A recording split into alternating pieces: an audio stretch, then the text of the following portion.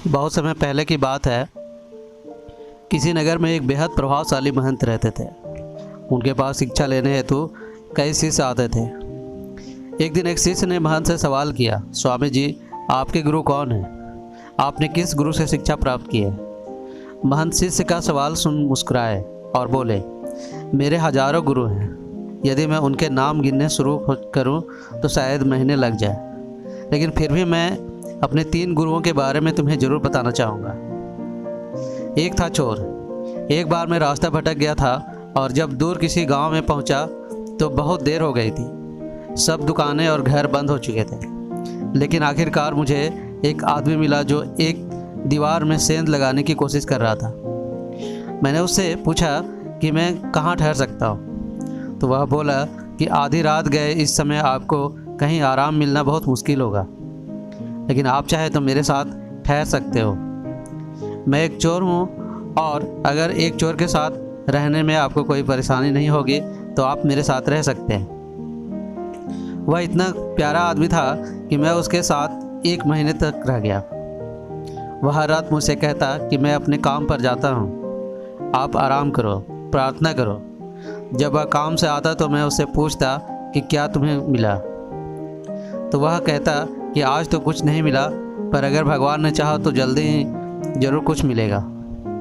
वह कभी निराश और उदास नहीं होता था, हमेशा मस्त रहता था। जब मुझे ध्यान करते हुए सालों साल बीत गए थे और कुछ भी नहीं हो रहा था, तो मैं कई बार ऐसे क्षण आते थे कि मैं बिल्कुल हताश होकर, निराश होकर साधना वादना छोड़ने लग जाता था। लेकिन तब मुझे अचानक उसे चोर के बारे में याद आता है कि भगवान ने चाहा तो जल्दी ही कुछ ज़रूर मिलेगा। और मेरा दूसरा गुरु एक कुत्ता था। एक बहुत गर्मी वाले दिन मैं बहुत प्यासा था और पानी की तलाश में घूम रहा था कि एक कुत्ता दौड़ता हुआ आया। वह भी प्यासा था। पास ही एक नदी थी। उस कुत्ते ने आगे जाकर नदी में झांका तो उसे एक कुत्ता पानी में नज़र आता है, जो कि उसकी अपनी परछाई थी। कुत्ता उसे देख बहुत डर गया। वह परछाई को देखकर भौंकता और पीने की हट में पीछे हट जाता, लेकिन बहुत प्यास लगने के कारण वह वापस पानी के पास लौट जाता। अंततः अपने डर के बावजूद वह नदी में कूद पड़ा और उसके कूदते ही वह परछाई भी गायब हो गई। उस कुत्ते के इस साहस को देख मुझे एक बहुत बड़ी सीख मिल गई।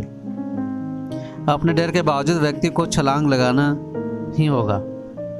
सफलता उससे ही मिलती है जो व्यक्ति डर का साहस से मुकाबला करता है।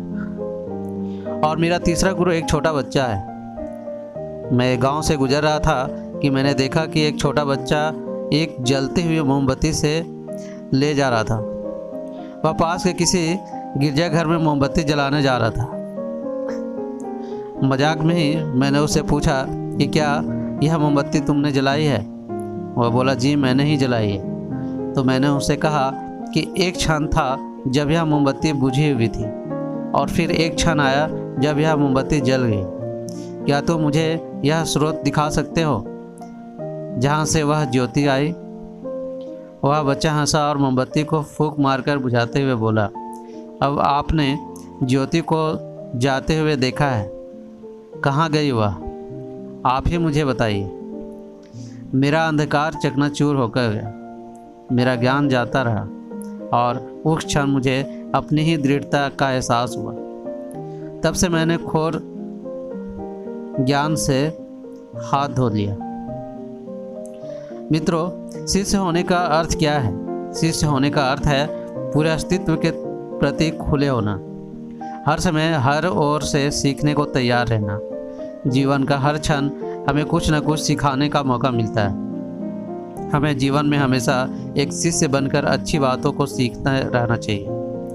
यह जीवन हमें आए दिनों किसी न किसी रूप में किसी के गुरु से मिलते रहता है। यह हम पर निर्भर करता है कि क्या हम उस महंत की तरह एक शिष्य बनकर उस गुरु से मिलने वाली शिक्षा को ग्रहण कर पा रहे हैं या नहीं। तो ये थी आज की कहानी। कैसे लगे अपने दोस्तों के साथ शेयर कीजिए और कमेंट में ज़रूर बताइए। मिलता है कैसे ही नई कहानी के साथ, तब तक के लिए धन्यवाद।